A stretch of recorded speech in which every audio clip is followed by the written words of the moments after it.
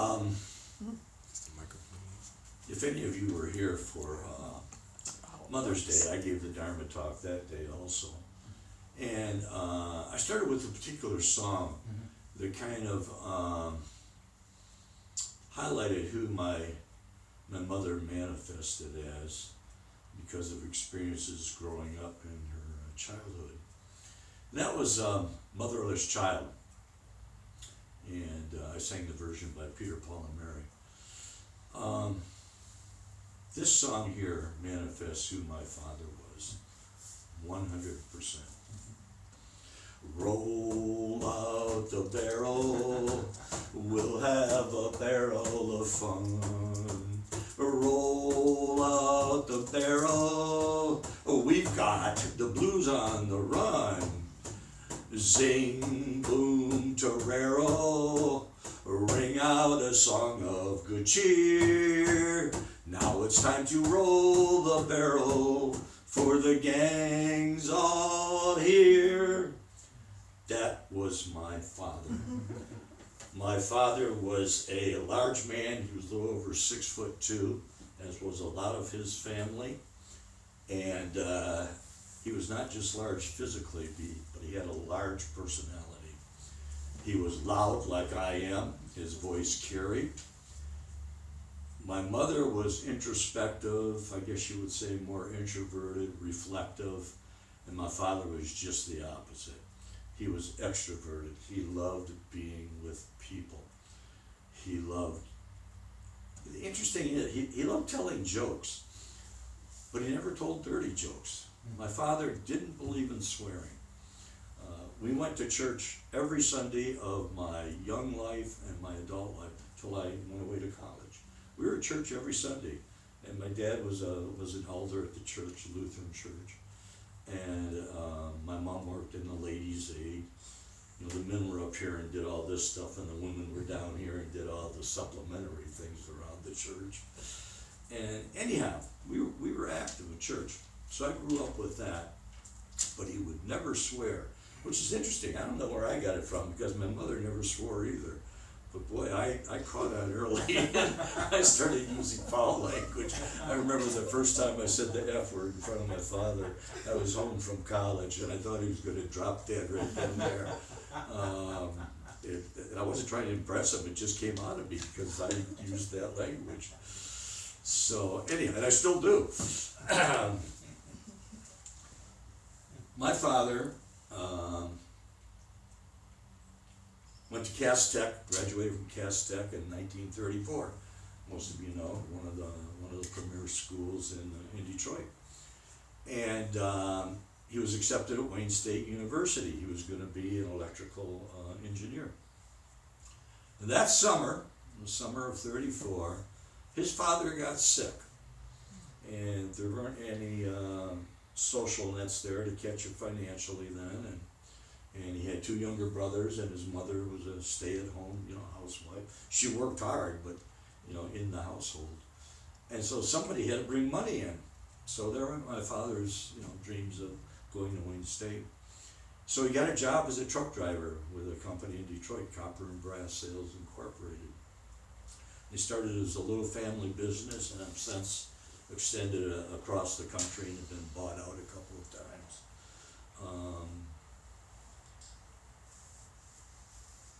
And for his entire adult life, except for the 4 years that he was in the Southeast Pacific in the Navy during World War II, he worked with the same company, and he became their number one salesman for most of his time back.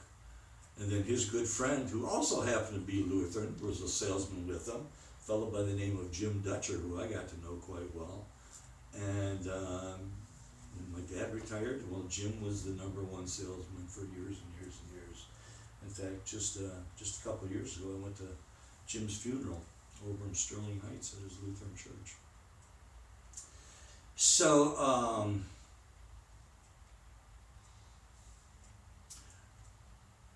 whereas my mother did not express herself in terms of demands on my sister and I, my father let us know what he expected of us. We knew our expectations, and if we crossed the line, I say he never swore, he never hit us. My mother never hit us, but he let it be known that he was most disappointed in us.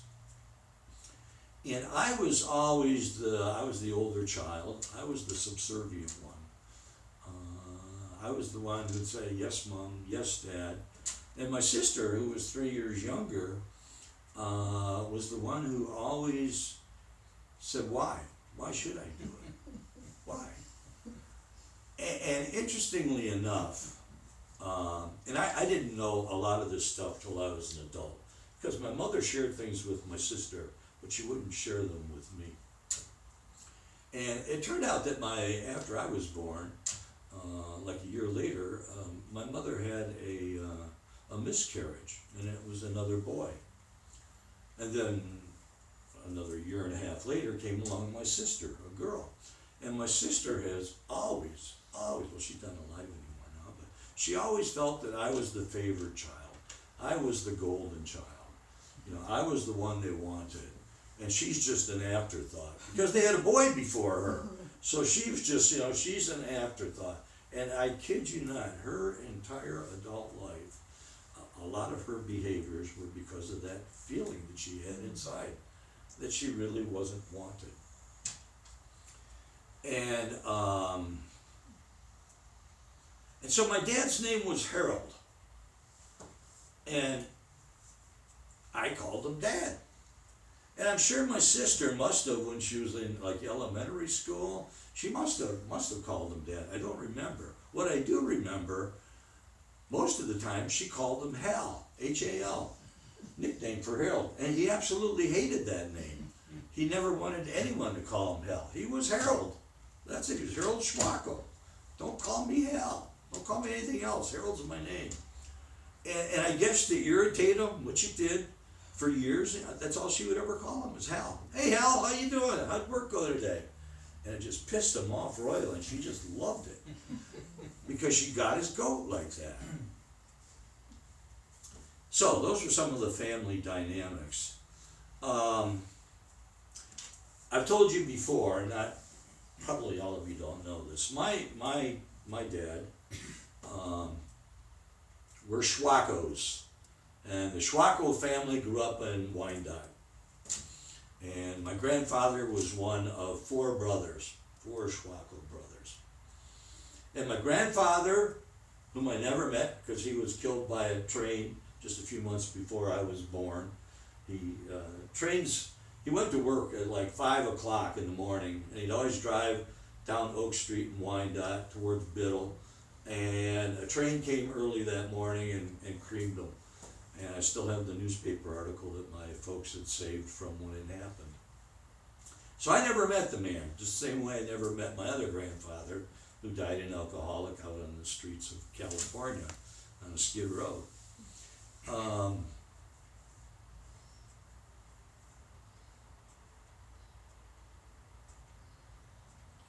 lost my track, to be honest, where we're going here. What was I talking about? My dad? You never met your grandparent. Huh? You never met your grandfathers. Yeah, but before that. One of four, or he grew up. Oh yeah, thank you, Britton. So he was one of four brothers. My grandfather and two of his brothers married my grandmother and two of her sisters, the Schoenfelds. The Schwocho family were a quiet family. They grew up in Wyandotte, not much in terms of notoriety, either good or bad. The Schoenfeld family was a big family. They came over from Germany in the 1860s. They built a huge house right where Outer Drive and I-75 is right now. They owned all that property in there. There were 5 girls and 5 boys. And 3 of the Schwocho brothers married 3 of the Schoenfeld sisters. So I've got all of these, my dad had all these cousins that are double first cousins. And I've got all these like double first cousins once removed. Most of them are all dead now, but we're all like doubly and triply related. And we got close because of that. And one of the things that my dad believed in is family. My mom's family, we weren't very close with her family for reasons that I talked about back then on Mother's Day. My dad's family, every Sunday after church, we went to visit one of the cousins. Someone in Lincoln Park, someone in Detroit, someone in Allen Park, someone in Melvindale. We'd go and spend a few hours. My dad would have a beer or two with his cousins, and we kids would have a pop. But it was a routine. Every Sunday after church, you go to visit one of the cousins. It was just, as sure as you went to church on Sunday, you went to visit one of the cousins afterwards.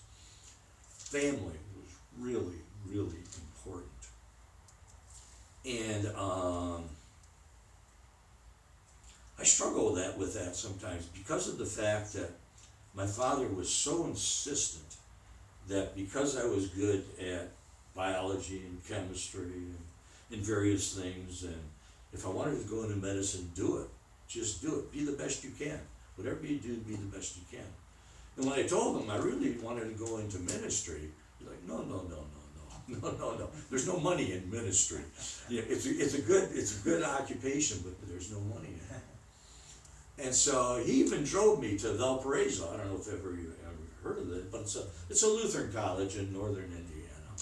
And he drove me there so that I could visit the religion department.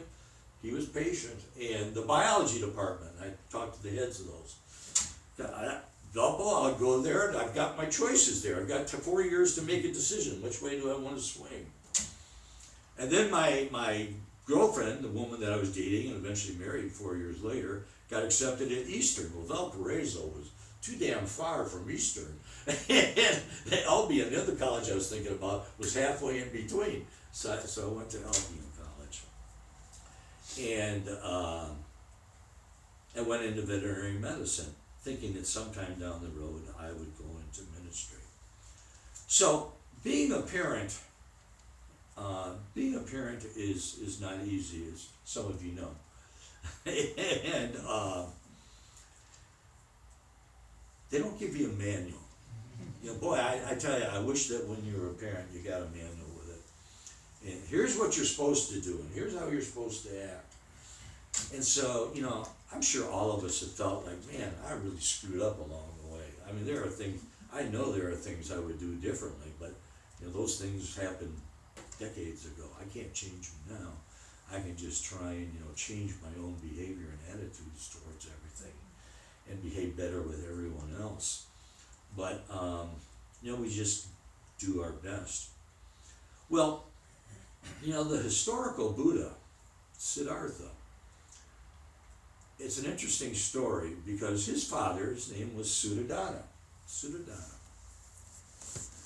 And Suddhodana is often called a king. He wasn't a king. He grew up in a little republic called Shakya, which was part of 7 or 8 other republics that were part of the kingdom of Kosala. And Shakya was an oligarchic republic. It was ruled by the Katiya clan. The Katiya clan were the warriors and the political administrators. They're the ones who ran the republics. And he wasn't, some of you people went to the No King rallies yesterday. I was there in spirit. I just couldn't do the walking. So I was there in spirit.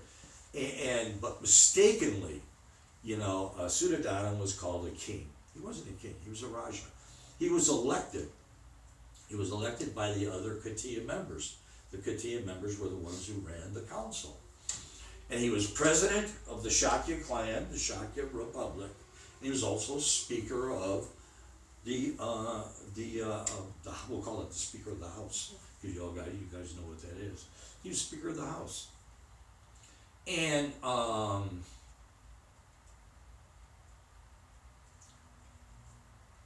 as such, he had sway, but he was elected, not appointed.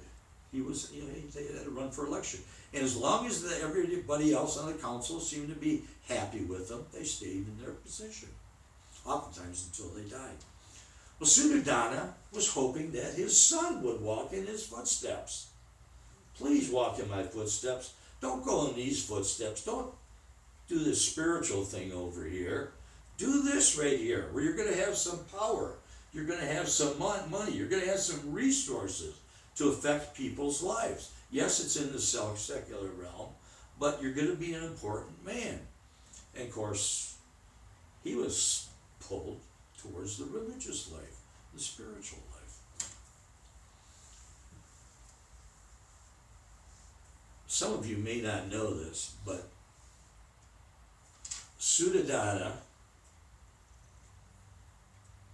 and his two wives, Maya and Pajapati, two brothers married two sisters, just like in my family. Three Schwochos married two Schoenfelds. Well, two brothers married two sisters. And Suddhodana was the son of this couple, this brother and the sister, and Maya and Pajapati were the offspring of this brother and sister over here. They were double first cousins. So he married his cousins. Now we think, man, that's, that's like, the Appalachian type stuff. You got to be careful. There's inbreeding. And they really were concerned about, endogamy was a serious thing that they tried to marry within the clan, within the caste, but they also were concerned about, being too close. So you couldn't marry anyone who had the same last name. Even if they were related through marriage, they couldn't have the same last name. And of course, we all know, he wanted the Buddha to follow in his footsteps, not to go into a religious pursuit. It is difficult following in what someone else wants us to do. And one of the things that I feel badly about that I never did, because I swore that I was never going to do that to my children, as it turned out, two boys, but I wasn't going to tell them what to do. I told both of them, listen, you do what makes you happy. I'm not going to push you one way or another. If you want to go to college, great. If you don't, great. I don't care. You've got to do what's going to make you happy. I'll support you no matter what you do. Now, I don't support my son who's in prison. I support him financially, but I don't support what he does because he's a heroin addict. And when he gets out, he shoplifts and then he doesn't go to parole, and then he's got caught and he's in prison again. But I let them make their own choices, and hopefully they'll make responsible ones. So I just want to finish off this talk here with a reading from this is a Korean edition of the Dhammapada with a kind of a different English translation to it. So put your hands in Hap Chong if you would. This is from chapter 20, the path. Suddhodana didn't want his son to walk in the path of what became Buddha Dharma. My father did not want me to walk in a spiritual path. In fact, when I became Buddhist, it was bad enough when I became Presbyterian and was going to be a Presbyterian minister. He thought that I might be going to one of the realms of hell, but at least it was a Christian. And I kid you not, I'm not joking here. This is how he felt. And when I became Buddhist, he was just thoroughly disgusted with me. But it's like you got to do what you got to do, and I believe fully in what these words of the Buddha say. So listen if you would. The best of the paths is the path of 8. The best of truths, the 4 sayings. The best of states, freedom from passions. The best of men, the one who sees. This is the path. There is no other that leads to vision. Go on this path, and you will confuse Mara. You will confound Mara, the devil himself of confusion. Whoever goes on this path travels to the end of his sorrow. I showed this path to the world when I found the roots of sorrow. Pluck out your self-love, in other words, your ego, as you would pull off a faded lotus in autumn. Strive on this path of peace, the path of nirvana. Death carries away the man whose mind is self-satisfied with his children, self-satisfied with his flocks, even as a torrent of rain carries away a sleeping village. Neither father, nor sons, nor any of one's relationships can stop the king of death. For when the king of death comes in all its power, a man's relations cannot save him. A man who is virtuous, who is wise and understands the meaning of these words, and swiftly strives with all his might to clear a path of nirvana, that is the wise one.